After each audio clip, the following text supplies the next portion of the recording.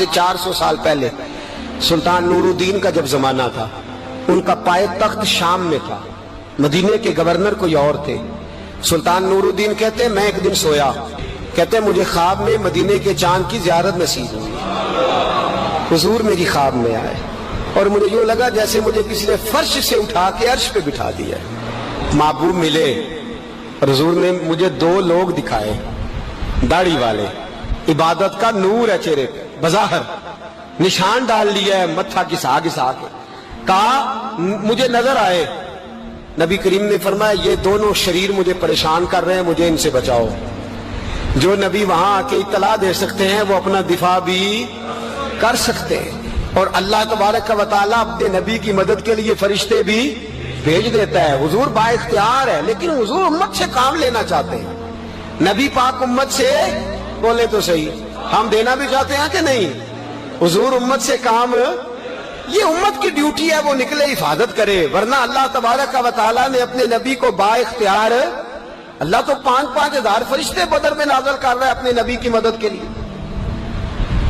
تو اللہ کے حبیب نے فرمایا سلطان خوش ہو گئے، کہتے اٹھا، بڑے تحفے، بڑے تحائف، بڑا کچھ اکٹھا کیا، بڑا لمبا لشکر تیار کیا، 16 دن کا مسلسل سفر کر کے مدینے پہنچا۔ گورنر مدینہ کو کہا کہ سارے مدینے والوں کے لیے میں تحفے لایا ہوں، سب کو بلاؤ۔ یہ توجہ کرنی ہے آپ نے، اس واقعے کے پہلو میں ہر چیز آ جائے گی، ہر چیز۔ بلایا، سارے مدینے کے لوگ آئے تحفے لینے، سب کو تحفے دیے۔ سلطان نے پوچھا کو رہ تو نہیں گیا؟ نے کہا جی 2 حاجی نمازی رہ گئے۔ کون؟ 2 بہت بڑے مجاہد رہ گئے، بہت بڑے مجاہد، جہاد ہی جہاد، بہت بڑے سپاہ سالار مجاہد 2 رہ گئے، حاجی نمازی پرہیزگار صوفی رہ گئے 2۔ کون تھے؟ انہوں نے کہا کسی اور علاقے سے آئے ہیں، داڑھی بھی زیادہ ہے، سارا دن نماز پڑھتے ہیں، ساری رات جو ہے وہ عبادت میں رہتے ہیں، روزہ رکھتے ہیں، بس زور کے بعد حجرے سے نکلتے ہیں، صرف زور کے بعد، بڑے بولے بالے، بڑے اللہ والے۔ ریاض آپ کو بس میں نے وہ شعر پڑھنا چھوڑ دیا ہے، میرے ساتھی کہتے ہیں کہ کم پڑھا کریں، کچھ ساتھی کہتے ہیں نہیں اتنا نہیں ہونا چاہیے، لیکن بابا صاحب تو کہہ گئے ہیں نا، ان کو تو نہیں نا کوئی روک سکتا کہ آج بھی کیتی جاندے ہو تے لہو بھی پیتی جاندے ہو، ہے نا جی؟ سب سے زیادہ آج بھی وہی کراتے ہیں، ٹریننگیں بھی سب سے زیادہ انہی کے پاس ہیں، لشکر بھی ان کے پاس ہے سب سے زیادہ، لیکن آج بھی کیتی جاندے ہو تے نال لہو بھی پیتی جاندے ہو تے کھو کے مال یتیماں دا تے بھیج مسیتی جاندے ہو، پھٹ دلاں دے سیندے نہیں ایویں ٹوپیاں سیتی جاندے ہو، نفس تے چھری پھیر دے نہیں تے دمبے کیتی جاندے ہو، فرض پلائی بیٹھے ہو، نفلہ نیتی جاندے ہو، دسو تے سی بلے نوے کی کچھ کیتی جاندے ہو۔ اتنا خطرناک منصوبہ، اتنا خطرناک۔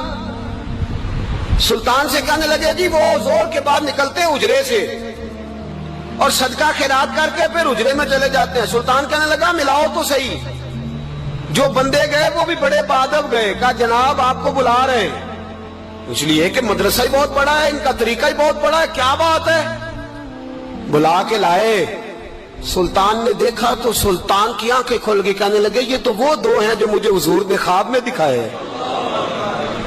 نبی پاک نے، یہ 400 سال پہلے مولانا علی قاری لکھ رہے ہیں، یہ تو حضور نے مجھے خواب میں دکھائے، یہ تو وہ ہیں۔ اللہ اکبر۔ میں اکثر کہتا ہوں ہمارا کسی کے ساتھ کوئی ذاتی جھگڑا نہیں، اللہ جانتا ہے، بڑی جلدی مر جانا ہے۔ ہاں کچھ لوگ زیادتی کرتے ہیں دین کے معاملات، میری سرکار کے بارے میں زیادتی کرتے ہیں تو ان سے دل بھر جاتا ہے، ان سے تکلیف پہنچتی ہے، ان سے اذیت ہوتی ہے، ورنہ خون کے آنسو دل روتا ہے۔ امت کو ایک ہونا چاہیے، امت کو، لیکن امت اس وقت ایک ہوگی جب نبی پاک کے گنبد کے سائے میں ایک ہوگی، جب رسول اللہ کے گنبد کی ہریالی میں امت ایک ہوگی۔ میرے حبیب پاک علیہ السلام، یہ تو 2 مجھے حضور نے دکھائے ہیں۔ سلطان کہنے لگا باندھو ذرا کس کے انہیں، ان کے گھر کی تلاشی لینی ہے۔ ان کو باندھ کے سلطان گھر گئے تو گھر کے اندر کچھ بھی نہیں، بس صدقہ خیرات کا سامان ہے، قرآن پاک ہے، کتابیں ہیں، تفسیریں۔ جب اٹھائی نا چٹائی تو نیچے سرنگ نکلی ہوئی ہے، جب اس کے اندر لوگ گئے تو وہ سرنگ حضور کے روزے تک پہنچی ہوئی ہے۔ وہ کس ارادے سے آئے؟ سلطان نے جا کے تلوار تھامی، کہا تمہاری گردنیں اڑا دوں گا، بتاؤ کیسے آئے ہو؟ تو انہوں نے کہا ہم تو عیسائی ہیں، ہمیں عیسائیوں نے بھیجا ہے۔ اور ہم اس ارادے سے آئے ہیں کہ ہم حضور کے جسم اقدس کو نکالیں گے، کسی اور جگہ لے جائیں گے۔ سلطان نے بات سنی تو چیخ نکلی، اللہ اکبر کا۔ اس نے کہا عیسائیوں نے کیا سمجھا ہے رسول اللہ کے غلام مر گئے؟ تم نے کیا سمجھا ہے نعرہ رسالت کی آواز کمزور ہو گئی ہے؟ تم نے کیا سمجھا ہے درود و سلام کے سوتے خشک ہو گئے ہیں؟ تم نے کیا سمجھا ہے مدینے پر جان دینے والے کوئی نہیں؟ آپ نے فرمایا سازش کرتے ہو بے ایمانو، اندر چھپ کے وار کرتے ہو، طاقت ہے تو سامنے آؤ۔ مسلمانوں کا ایک ایک بچہ مدینے کی حرمت پر قربان ہو جائے گا، مدینہ منورہ کی حرمت پر مسلمان اپنی دھجیاں بکھیر دیں گے، اولادیں قربان کر دیں گے، لیکن کسی کافر کو بھی رسول اللہ کی بے ادبی کی اجازت کبھی نہیں دیں گے۔ سلطان نے پکڑا، قتل کیا، پھر سلطان نے ان کو کاٹا، آگ میں جلایا اور فرمایا مسلمانوں، اور حاجی نمازی دیکھ کر، ہر دعوت دینے والا دیکھ کر ادھر بفر نہ جایا کرو، پہلے دیکھ لیا کرو اس کے سینے میں مصطفیٰ کا پیار بھی ہے کہ نہیں، اس کی باتوں سے عشق رسول کی خوشبو بھی آتی ہے کہ نہیں، اس کا لب و لہجہ نبی پاک کی ادب والا بھی ہے کہ نہیں، اس کے انداز، اس کے اعتبار رسول اللہ کا پیار بھی بتلاتے ہیں کہ نہیں۔ میں بلبل خوش لہجہ گلزار نبی ہوں، میٹھی میری باتیں ہیں کیونکہ نمک خار نبی ہوں۔ دیکھو دیکھو یہ رسول اللہ صلی اللہ علیہ وسلم کا فرما بردار۔ ایک اور بھی سازش ہوئی رافضیوں نے کی، انہوں نے بھی 2 بندے ایک دفعہ بھیجے تھے، وہ بھی کھودنے لگے، کدھر آئے ہو؟ پکڑے گئے تو کہنے لگے حضرت ابو بکر حضرت عمر کا جسم نکالنے آئے تھے، معاذ اللہ تعالی، لیکن میرے رسول نے یہ حرکت بھی کرنے کی اجازت نہ دی۔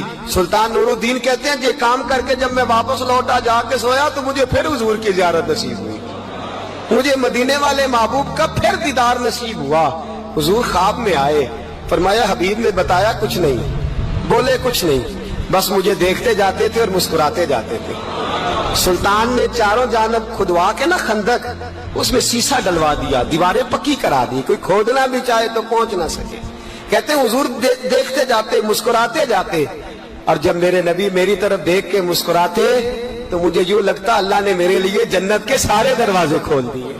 مجھے یوں لگا جیسے جنت کی حوریں مجھے سلامی دینے آئی، مجھے یوں لگا جیسے فرشتے جھونک آئے ہیں اور مجھے کہتے ہیں کیا تیرا مقدر ہے، کیا تیرا نصیبہ ہے، کیا تیری بات ہے۔ ہم ہر خارجی، ہر ناسبی، ہر رافضی کی مذمت کرتے اور مسلمانوں کو بتاتے ہیں پیغام وہی ٹھیک ہے جو امام حسین کا پیغام ہے، اور پیغام وہی ٹھیک ہے جو حضرت عثمان غنی کا پیغام ہے، جو حضرت عمر فاروق، حضرت ابو بکر صدیق، مولا علی کا پیغام ہے، وہی پیغام امت کے حق میں بہتر ہے۔ نبی پاک کا مدینہ امن کی دھرتی ہے، کتنا مرضی کسی کا اختلاف اپنی جگہ، پر دل کی گہرائیوں سے دعا نکلتی ہے، اے اللہ اپنے نبی کے شہر کو ہمیشہ امن اور سکون کی ٹھنڈی ہوا نصیب فرما۔ تعالیٰ عنہ پانی کا پیالہ لے کے پہنچے، ایک زخمی سے کہا تجھے پانی پلانا ہے، تو کہنے لگا میرے زخم تھوڑے ہیں، وہ جو ساتھ